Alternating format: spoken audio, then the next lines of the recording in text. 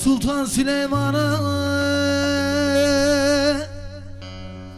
kalmayan dünya,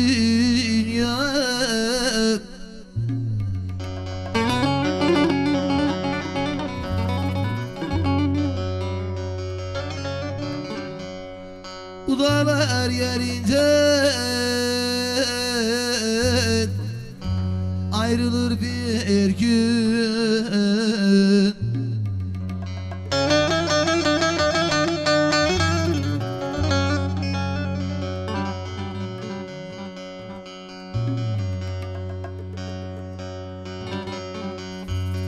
Nice bin senedir çürüyen canlar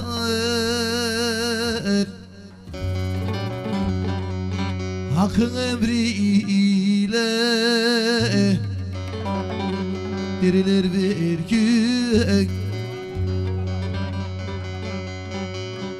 Hakkın emriyle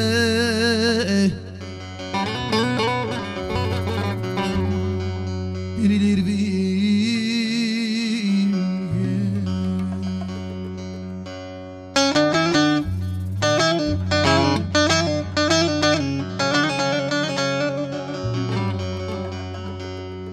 Karşıki dağlarda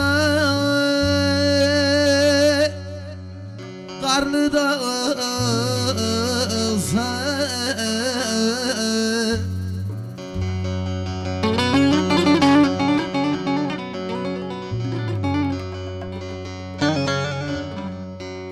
çevre yanım olsun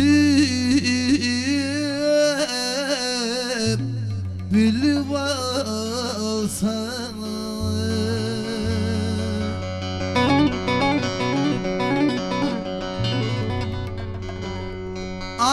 olsan, muhtar olsan, bey olsan, yakasız gömlek sarılır bir gün. Ağ olsan, muhtar olsan, bey olsan, yakasız gömlek sarılır bir gün, sarılır bir gün.